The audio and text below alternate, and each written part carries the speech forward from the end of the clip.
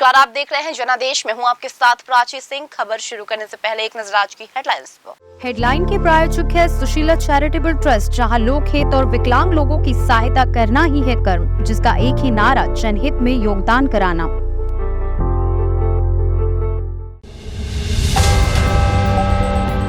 दिल्ली में होगा दुनिया का दमदार शख्स जो बाइडेन के मिनट टू मिनट कार्यक्रम पर एक नजर। इस वीकेंड कैसा रहने वाला है मौसम, आईएमडी ने जारी किया ताजा अपडेट, जान ले अपने शहर का हाल। आज से शुरू होगी G20 समिट, एयरपोर्ट पर उतरकर सीधे पीएम मोदी से मिलने जा सकते हैं बाइडेन। 6 राज्यों की 7 विधानसभा सीटों का रिजल्ट, बीजेपी त्रिपुरा की दोनों सीट जीती, झारखंड उत्तराखंड में बढ़त, बंगाल में टीएमसी, यूपी में एसपी, केरल में कांग्रेस आगे। ज्ञानवापी में मस्जिद कमेटी ने रोका एएसआई सर्वे, 35वें दिन सर्वे का किया विरोध, कोर्ट से तारीख बढ़ाने के बाद कार्रवाई पर अड़े। अब समाचार विस्तार से। G20 समिट में हिस्सा लेने के लिए अमेरिकी राष्ट्रपति जो बाइडेन 8 सितंबर की शाम में भारत पहुंचेंगे। उनके दौरे को अहम इसलिए माना जा रहा है क्योंकि ये उनका पहला दौरा है और वो G20 समिट का हिस्सा बनने वाले हैं। 9 और 10 सितंबर को दिल्ली में 2 दिन G20 से जुड़े हुए राष्ट्र अध्यक्ष समिट का हिस्सा बनने वाले हैं। समिट में हिस्सा लेने के लिए मेहमानों के भारत आने का सिलसिला शुरू हो चुका है। अमेरिकी राष्ट्रपति जो बाइडेन भारत के लिए रवाना हो चुके हैं। यात्रा से पहले ट्वीट के जरिए बताया कि वो भारत यात्रा से कितने उत्साहित हैं। ऐसा बताया जा रहा है कि वो एयरपोर्ट पर उतरने के बाद सीधे 7 लोक कल्याण मार्ग जाएंगे, यहाँ पीएम नरेंद्र मोदी से मुलाकात होगी। जो बाइडेन के दौरे को इसलिए भी अहम बताया जा रहा है, ये उनका पहला दौरा है। G20 समिट से पहले दोनों देशों के बीच में आर्थिक सहयोग, रक्षा सहयोग पर खास चर्चा हो सकती है। दोनों देशों के बीच किलर ड्रोन के मुद्दे पर भी व्यापक चर्चा की उम्मीद है। व्हाइट हाउस प्रवक्ता के मुताबिक राष्ट्रपति बाइडेन का दौरा भारत अमेरिकी संबंधों को नई ऊंचाई तक ले जाएगा। भारत और अमेरिका के रिश्तों में गर्मी के दौर को और आगे तक ले जाने की जरूरत है। जो बाइडेन आज शाम 7 बजे भारत पहुंचेंगे। केंद्रीय मंत्री जनरल वीके सिंह करेंगे जो बाइडेन को रिसीव। जो बाइडेन और नरेंद्र मोदी के बीच आज रात 8 बजे के आसपास द्विपक्षीय वार्ता होगी। सूत्रों के मुताबिक जो बाइडेन एयरपोर्ट के सीधे 7 LKM जाएंगे। 7 LKM भारत के प्रधानमंत्री नरेंद्र मोदी का आधिकारिक आवास है। सूत्रों के मुताबिक पीएम नरेंद्र मोदी आज बाइडेन के लिए डिनर भी होस्ट कर सकते हैं। द्विपक्षीय मुलाकात के बाद Joe Biden hotel ITC Maurya जाएंगे। ITC मौर्या होटल में रुकेंगे। अमेरिका राष्ट्रपति जो बाइडेन 9 सितंबर को जो बाइडेन G20 शिखर सम्मेलन में शामिल होंगे। 9 सितंबर की रात भारत के राष्ट्रपति द्वारा आयोजित डिनर में शामिल होंगे। 10 सितंबर की सुबह राजघाट जाएंगे और गांधी जी को श्रद्धांजलि अर्पित करेंगे। 10 सितंबर को G20 शिखर सम्मेलन के तीसरे और समापन सत्र में शामिल होंगे। 10 सितंबर को भारत से रवाना होंगे बाइडेन। भारत रवाना होने से पहले बाइडेन ने खास ट्वीट में कहा कि G20 अंतर्राष्ट्रीय आर्थिक सहयोग मंच है। भारत पहुंचने को लेकर वो उत्साहित हैं। वैश्विक मंचों का किस तरह से दुनिया के मुल्क बेहतर तरीके से इस्तेमाल कर सकते हैं, वो ज्यादा जरूरी है। इससे पहले पीएम नरेंद्र मोदी ने आर्टिकल में इस बात पर बल दिया था कि अंतर्राष्ट्रीय फोरम को बहुपक्षवाद में बदलने की जरूरत है। मौसम विभाग ने इस वीकेंड के लिए ताजा अपडेट जारी किया है। अगर आप कहीं बाहर घूमने जाने की प्लानिंग कर रहे हैं तो पहले इस अपडेट के बारे में जरूर जान लें। सितंबर का दूसरा सप्ताह शुरू हो चुका है। मानसून कहीं नरम तो कहीं गर्म रुख दिखा रहा है। मानसून के इस रुख की वजह से कहीं बारिश हो रही है तो कहीं सूखा पड़ा है।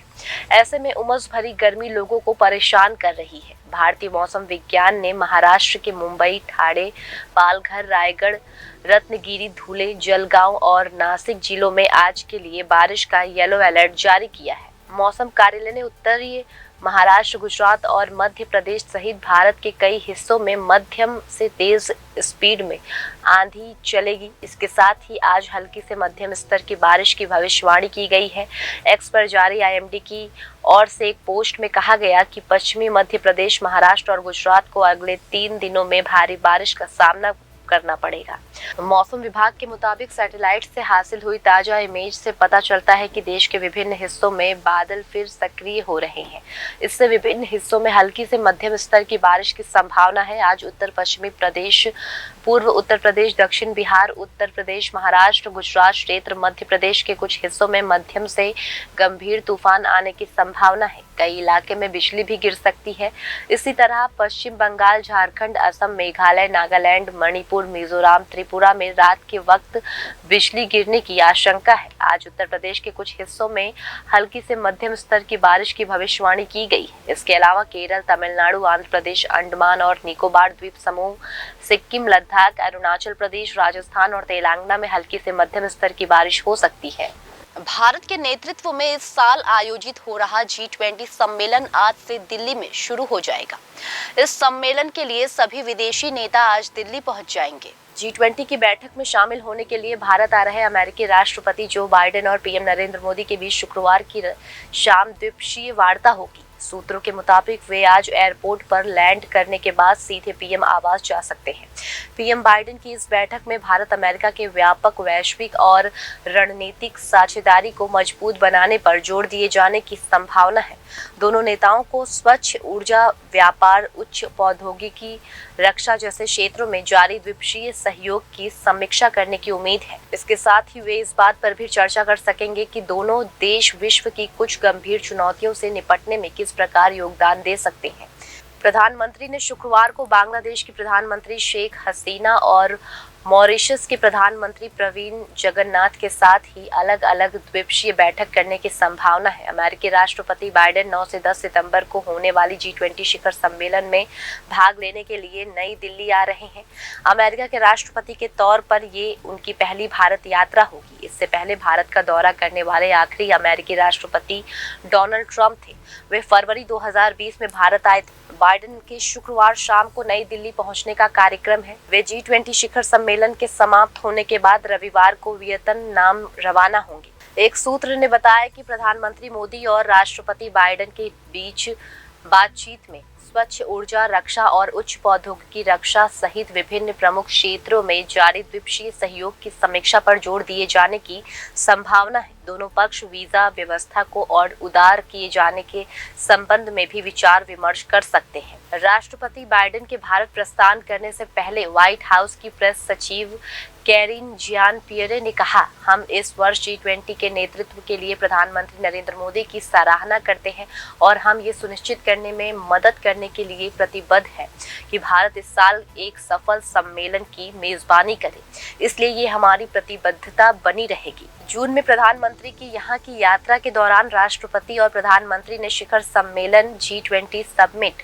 में साझा प्राथमिकताओं को पूरा करने के लिए अपना दृढ़ संकल्प साझा किया था। G20 के सदस्य देश वैश्विक सकल घरेलू उत्पाद का लगभग 85%, वैश्विक व्यापार का 75% से अधिक और विश्व जनसंख्या का लगभग 2/3 प्रतिनिधित्व करते हैं। समूह में अर्जेंटीना, ऑस्ट्रेलिया, ब्राजील, कनाडा, चीन, France, Germany, Bharat, Indonesia, Italy, Japan, Korea गणराज्य, मैक्सिको, रूस, सऊदी अरब, दक्षिण अफ्रीका, तुर्की, ब्रिटेन, अमेरिका और यूरोपीय संघ शामिल हैं। 6 राज्यों की 7 विधानसभा सीटों के उपचुनाव के नतीजे आना शुरू हो गए हैं। इन सीटों पर 5 सितंबर को वोटिंग हुई थी। इसमें उत्तर प्रदेश की घोसी, उत्तराखंड की बागेश्वर, बंगाल की धूपगुड़ी, झारखंड की डुमरी, केरल की पुथुपली और त्रिपुरा की धनपुर और बॉक्सा नगर सीट शामिल है। चुनाव आयोग की वेबसाइट के मुताबिक त्रिपुरा की दोनों सीटें धनपुर और बॉक्सा सागर सीट बीजेपी ने जीत ली है। इसके अलावा दोपहर 12:30 बजे तक झारखंड और उत्तराखंड की एक सीट पर बीजेपी आगे चल रही है। उत्तर प्रदेश की घोसी सीट से समाजवादी पार्टी, बंगाल में टीएमसी और केरल के कांग्रेस बढ़त बनाई हुई है। इन 7 विधानसभा सीटों में 5 सीट घोसी, यूपी, बागेश्वर, उत्तराखंड, डुमरी, झारखंड, बॉक्सा नगर और धनपुर, त्रिपुरा पर इंडिया गठबंधन एक साथ चुनाव लड़ रहे हैं। बंगाल के धूपगुड़ी और केरल के पुथुपली सीट पर इंडिया गठबंधन की पार्टी एक दूसरे के खिलाफ मैदान में है। यहाँ इंडिया गठबंधन की ओर से समाजवादी पार्टी के सुधाकर सिंह 19,000 से ज्यादा वोटों से बढ़त बनाए हुए हैं। सुधाकर सिंह को अब तक 48,202 वोट मिल चुके हैं। वहीं बीजेपी प्रत्याशी दारा सिंह चौहान को 29,987 वोट मिल चुके हैं। जुलाई में दारा सिंह चौहान ने समाजवादी पार्टी से इस्तीफा देकर बीजेपी ज्वाइन किया था। इसके बाद से घोसी सीट खाली थी। डुमरी सीट पर इंडिया गठबंधन से झारखंड मुक्ति मोर्चा की बेबी देवी और एनडीए की ओर से एजेएसयू की कैंडिडेट यशोदा देवी मैदान में है। फिलहाल एजेएसयू प्रत्याशी यशोदा देवी 5,000 से ज्यादा वोट आगे चल रही हैं। उत्तराखंड की बागेश्वर सीट से बीजेपी की पार्वती दास कांग्रेस के बसंत कुमार से करीब 2,000 वोटों से आगे चल रहे हैं। बीजेपी ने विधायक चंद्र रामदास के निधन के बाद उनकी पत्नी पार्वती दास को इस सीट पर उम्मीदवार बनाया है। त्रिपुरा की दोनों विधानसभा सीट पर बीजेपी ने जीत हासिल कर ली है। धनपुर से बीजेपी प्रत्याशी बिंदु देवनाथ ने सीपीआई प्रत्याशी कौशिक चंद को 18,871 वोटों से हरा दिया। बॉक्सा नगर सीट से बीजेपी के तफजल हुसैन ने सीपीआई के मिजान हुसैन को 3,237 सीट से हराया है। बॉक्सा नगर में सीपीआई विधायक शमसुल हक के निधन के कारण यहां उपचुनाव हुए थे। वहीं केंद्रीय राज्य मंत्री प्रतिमा भौमिक के विधायक पद से इस्तीफा के बाद से धनपुर सीट खाली थी। पुथुपल्ली सीट से कांग्रेस के चाणी ओमान करीब 36,000 से ज्यादा वोटों से सीपीआई जैक सी थॉमस से आगे चल रही है। कांग्रेस नेता और पूर्व मुख्यमंत्री ओमान चांडी के निधन के बाद यहां सीट खाली हुई थी। यहां कांग्रेस ने ओमान चांडी के बेटे को मैदान में उतार दिया। भाजपा ने सीनियर नेता लीजीन लाल को कैंडिडेट बनाया है। बंगाल के धूपगढ़ी सीट पर तृणमूल कांग्रेस के निर्मल चंद रॉय और बीजेपी के तापसी रॉय के बीच कांटे की टकरार चल रही है। दोपहर 1 बजे तक टीएमसी 3,000 से ज्यादा वोटों से बढ़ बनाए हुए हैं। इस सीट पर इंडिया अलायंस के सदस्य कांग्रेस के टीएमसी एक दूसरे के खिलाफ चुनाव में उतरे हैं। कांग्रेस ने सीपीआई के उम्मीदवार ईश्वर चंद रॉय को समर्थन दिया है। विपक्षी दलों के इंडिया की तीसरी बैठक मुंबई में हुई। मीटिंग के दूसरे दिन 1 सितंबर को गठबंधन ने 13 मेंबर की कोऑर्डिनेशन कमेटी का ऐलान किया। बाद में कहा कि कमेटी में सीपीआई के मेंबर का नाम भी जोड़ा जाएगा। इसके बाद इस कमेटी में 14 मेंबर हो जाएंगे। अगली मीटिंग दिल्ली में होगी। ज्ञानवापी में शुक्रवार को 35वें दिन एएसआई सर्वे का अंजुमन इंतजामिया मस्जिद कमेटी ने विरोध किया। कोर्ट के आदेश आने तक सर्वे को रोकने की जिद पर अड़े कमेटी के सदस्यों ने एएसआई टीम को परिसर में अंदर नहीं जाने दिया। इससे लगातार दूसरे दिन विरोध के बीच सर्वे की कार्रवाई नहीं हुई। टीम के आधिकारिक प्रोटोकॉल कार्यालय में कोर्ट के आदेश का इंतजार कर रहे हैं। वहीं गुरुवार को भी सर्वे शुरू होने के बाद मुस्लिम पक्ष ने विरोध जताया था, जिसके चलते सर्वे रोका गया था। कमेटी का कहना है कि कोर्ट के आदेश आने के बाद सर्वे की कार्रवाई को आगे बढ़ाया जाएगा। आधिकारिक लोगों ने एएसआई की टीम और मस्जिद कमेटी के पदाधिकारियों से बात की, लेकिन सहमति नहीं बन सकी। मस्जिद कमेटी का कहना है कि जिला जज की अदालत ने सर्वे और उसकी रिपोर्ट जमा करने के लिए 2 सितंबर तक की इजाजत दी थी। सर्वे रिपोर्ट नहीं जमा की गई और जिला जज की अदालत ने 8 सप्ताह का समय और मांगा गया है। आज सुनवाई के बाद ही फैसले के आधार पर आगे की सुनवाई और कार्रवाई के लिए टीम को प्रवेश करने देंगे। एएसआई की 30 सदस्यीय टीम ज्ञानवापी परिसर में ही मौजूद है। ज्ञानवापी परिसर में सर्वे पर अंजुमन इंतजामिया मस्जिद कमेटी 3 सितंबर से लगातार अपना विरोध दर्ज कर रही है। एएसआई की टीम से 4 तारीख पर सुनवाई के बाद मुस्लिम पक्ष ने सर्वे नहीं करने की अपील की थी, लेकिन सर्वे जारी रहा। 7 सितंबर गुरुवार को मस्जिद कमेटी के विरोध के बीच एएसआई की 30 सदस्यीय टीम ज्ञानवापी परिसर में सर्वे नहीं कर सकी। जिला अधिकारी एस राजलिंगम और अपर पुलिस आयुक्त ने एस चनपा मौके पर पहुंचे थे। उन्होंने समझाने का प्रयास किया, लेकिन दोनों पक्षों की सहमति नहीं बनी। अभी कुछ देर में कोर्ट समय बढ़ाने की याचिका पर सुनवाई करेगी, जिसके बाद आगे की स्थिति स्पष्ट होगी। इलाहाबाद हाई कोर्ट के आदेश पर 4 अगस्त से लगातार ज्ञानवापी परिसर में एएसआई का साइंटिफिक सर्वे का काम चल रहा है। बेंगलुरु से आई टीम ने सर्वे भी किया है।